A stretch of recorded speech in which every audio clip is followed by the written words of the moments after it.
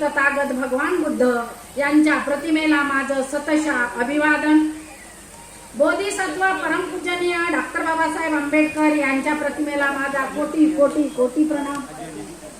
आणि सर्व ज्या महामानवांनी या देशासाठी आहुती दिली, बलिदान दिलं, योगदान दिलं आणि वंचित घटकांना जीवन जगण्याच्या प्रवाहामध्ये आणलं, अशा सर्व महापुरुषांना माझा मानाचा मुजरा. आजचं जे धम्म परिषदचा हा भव्य दिव्य असा कार्यक्रम घडवून आणलेले आमचे भंतेजी राजरत्न, तसेच या मंचावर पावनभूमीवर या मंचावर उपस्थित असलेले राजरत्न सर, आणि महत्वाचं सांगायचं झालं तर मला बोलवत होते राजरत्न भंतेजी, पण मी यायची नाही. या वर्षी मला रोहित सरांचं पॅम्पलेटवर नाव दिसलं आणि माझे मुलं म्हटले का मम्मी गोल्डन मॅन येणार आहे, तू गेल्याशिवाय राहू नको. आणि मी कालच पुण्यावरून इथे उतरली. मी अतिदुर्गम भागामध्ये गडचिरोली सारख्या ज्या जिल्ह्याला ओळख आहे, नक्षलाईट जिल्हा म्हणून, अशा अतिदुर्गम भागामध्ये मी नोकरी सुपरवायझरची केलेली आहे, अंगणवाडी सुपरवायझर म्हणून. सर्वप्रथम उपस्थित असलेले आमचे पूजनीय भंतेजी गण, इथे उपस्थित असलेले जवादे सर, त्यांचे सहकारी आणि आदरणीय हे व्यासपीठ, आणि या भव्य दिव्य कार्यक्रमाकरिता आलेल्या आमच्या उपासिका, बौद्ध उपासक. मला हा सोहळा बघून खरोखरच मला भव्य दिव्य असा सोहळा बघितलाच नाही. मला वेळोवेळी म्हणत होते तुम्ही या, एकदा तरी या. आणि आजची जी मला इथे येण्याची जी संधी उपलब्ध झाली, तर खरं म्हणजे आमच्या रोहित पिसाळ सगळ्यामुळेच मी पुण्यावरून आली, नाहीतर मी आली पण नसते. पण हा एवढा मोठा कार्यक्रम बघायला पण मिळाला नसता. आपण प्रत्येकाने मनाशी ठरवलं पाहिजे का मला जिथे जिथे माहिती झालं धम्माचं काम, मी तिथे गेली पाहिजे असं मनाला ठरवलं पाहिजे. परंतु आम्ही तसं करत नाही. मी जास्त वेळ घेत नाही भगिनींनो. धम्मा हा सर्वात जास्त जर पडवून घ्यायचा असेल, समजावून घ्यायचा असेल, तर सर्वसामान्य गरीबाला कळला पाहिजे. याचं कारण, जो श्रीमंत दर दिवशीचे जर 5,000 रुपये कमवत असेल आणि त्याचे 500 रुपये दारूमध्ये म्हणजे दारू, गांजा, सिगारेट मध्ये जात असेल, तर त्याच्या घरामध्ये किती रुपये जातात? 4,500 रुपये जातात. त्याला 500 रुपयाचं काहीही वाटत नाही. आणि म्हणून खरा धम्म जर कळून घ्यायचा असेल तर गरीबाला कळला पाहिजे. याचे कारण, हा 200 रुपये कमवेल, 100 रुपये दारू मध्ये उडवेल आणि 100 रुपये घरी घेऊन जाईल. आजच्या या दृष्टिकोनामधून जर बघितलं तर त्या 100 रुपये मध्ये 10 रुपयाचे मूल्य झालेले आहे.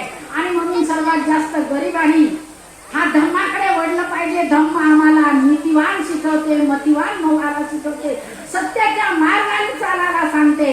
असा हा आमचा तथागत भगवान बुद्धांचा धम्म आहे. आणि हा धम्म गरिबालाच कळला पाहिजे सर्वात जास्त.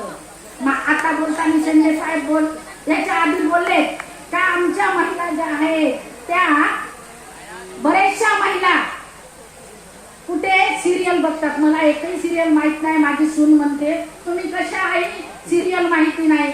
माझ्या घरी टीव्ही नाही, आतापर्यंत नाही. मी सुपरवायझर होती, मुलं चांगल्या मोठ्या नोकरीला आहेत, इंजिनियर आहे, डॉक्टर आहेत, महसूल विभागामध्ये आहेत. टीव्ही नावाची गोष्ट नाही.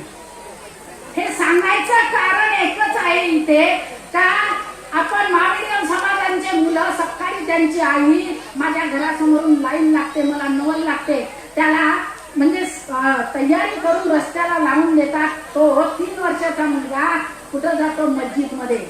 आमच्या बाबासाहेबांनी सांगितलं का तुम्हाला सुट्टी नाही मिळत, बरोबर आहे, प्रॉब्लेम आहे. परंतु रविवारी तरी आपण रविवारी तो चिकन मटन डे आम्ही फॅमिली सहित मनवतो.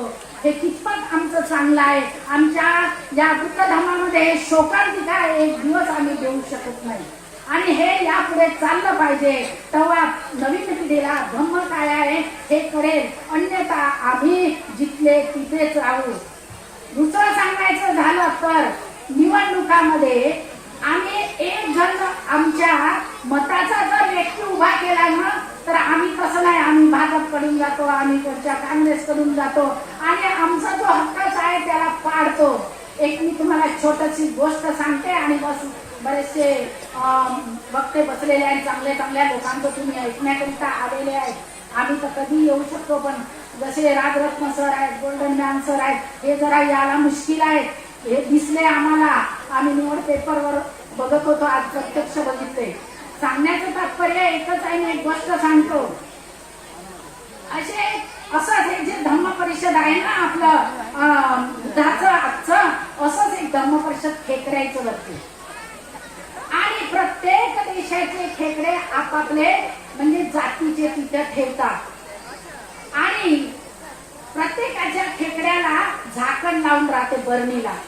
आणि या बौद्ध धर्माच्या खेकड्याच्या बरणीला झाकण लावून राहत नाही. तेव्हा ते परीक्षक येतात आणि म्हणतात, आबा सगळ्यांच्या खेकड्याच्या बरणीला झाकण लावून आहे, पण हे दुधाचं खेकड्याची बरणी रिकामी का होणार आहे बरं, म्हणजे झाकण का लावून नाही. तेव्हा हा प्रदर्शन मांडणारा व्यक्ती का म्हणते, आम्हाला गरज नाही, आमच्या मधला एक माणूस वर गेला का आम्ही त्याला पाय धरून सोडतो आणि त्यामुळे आम्हाला या बरणीला झाकण लावण्याची गरज नाही. आणि ही खरी गोष्ट आहे. आमच्या समाजातला एक व्यक्ती जर पुढे गेला असेल तर त्याला आम्ही मागे खिचण्याची ही शक्ती लावतो विनाकारांची. दुसरं एक छोटीसं सांगतो, आमचे जे धम्मगुरू आहेत, आम्ही बुद्ध बघितला का नाही, आम्ही बुद्धाला जे बघतो ते आमचे धर्मगुरू भंतेजी पूजनीय संघाय यांच्यामध्ये बघतो. आणि बरेचसे लोक आम्ही टीका करतो, त्यांना शासनाचा पगार मिळते का, शासन पगार देतो का. अहो त्यांनी घर दार आई बाबा भाऊ बहीण त्याग करून आमच्या धम्मासाठी आलेले आणि त्यांचा आम्ही मान सन्मान करायचं करतोच नाही म्हणून नाही, पण त्याच्यापैकी जे 15-20% लोक आम्ही टीका करतो. आज एवढा भव्य दिव्य कार्यक्रम घडवून आणण्याकरिता राजरत्न सरांना झोप लागली नाही भंतेजीला. हा केवढा मोठा बब म्हणण्यासारखा हा कार्यक्रम आहे. त्यांना झोप लागत नाही, मात्र त्यांची टीका करणारे आम्ही लोक बसलेले आहोत. आमच्या इथं बसलेले आज जवळजवळ 10,000च्या काठी लोक असतील इथे उपस्थित. मला सांगा किती लोकांनी धर्मासाठी मुलं दिले? नाही. 20,000 लोकांमध्ये किती लोकांनी धर्मासाठी भक्ती जीवनासाठी पोरग दिलं? नाही दिलं आम्ही. कारण आम्ही पहिल्यांदा त्याला शाळा शिक अधिकारी बन असं सांगतो, परंतु धम्माचं शिकवत नाही. हे जे पूजनीय म्हणते जे आहेत यांना पगार नाही, यांना बिमार पडतात तेव्हा आम्ही जे दान देऊ तेच त्यांची मिळकत आहे आणि आम्ही चांगल्या हाताने दान दिलं पाहिजे. परंतु आम्ही 3 लाख जवळजवळ 50 लाखाचं घर बांधतो आणि माझे हे अनुभवाचे बोल सांगते आहे मी. आम्ही भंतेजीला बोलावतो आणि 200 रुपये टाकतो. मी लेडीज त्या महिलांना म्हणतो का 30-40 लाखाचं घर बांधता, मग त्या भंतेजीचे 2,000 का अलग करून ठेवत नाही. ही आमच्या मती लोकांची का भगिनींनो दूर गेली पाहिजे. आणि जे काही बरेचसे आमच्या समाजाचं वाटोळं करण्याचे देवदेवी का करतो ते दूर ठेवले पाहिजे. आणि खरं धर्माचं ज्ञान आमच्या मुलांमध्ये पेरलं पाहिजे, रुजवलं पाहिजे. बनू नको तू द्रौपदी, लोक तुला वेश्या म्हणतील. बनू नको तू द्रौपदी, लोक तुला वेश्या म्हणतील. बनू नको तू सीतारामाची, लोक तुला आपला म्हणतील. बनू नको तू सीतारामाची, लोक तुला आपला म्हणतील. बन तू भीमाची रमाई, लोक तुला त्यागमूर्ती रमाई म्हणतील. बन तू क्रांती ज्योती ज्योतिबाची, लोक तुला क्रांती ज्योती सावित्री म्हणतील. लोक तुला क्रांती ज्योती सावित्री म्हणतील. मला आयोजकाने जाता जाता चला 2 शब्द बोलावं. आमचा अतिदुर्गम भाग असल्यामुळे मी बरेचशा ठिकाणी मोठ्या मूर्त्या माझ्या साहेबांच्या मूर्ती म्हणजे दान केली आणि त्या गावाला गोट्याचे देव होते. माझ्या नोकरीमध्ये ते गोट्याचे देव फेकायला लावले आणि आज त्या गावाला बुद्धाचं धर्माचं दान म्हणजे ज्ञान दर 7 वाजता होते. असे बरेचसे 10 गाव सुद्धा आहेत.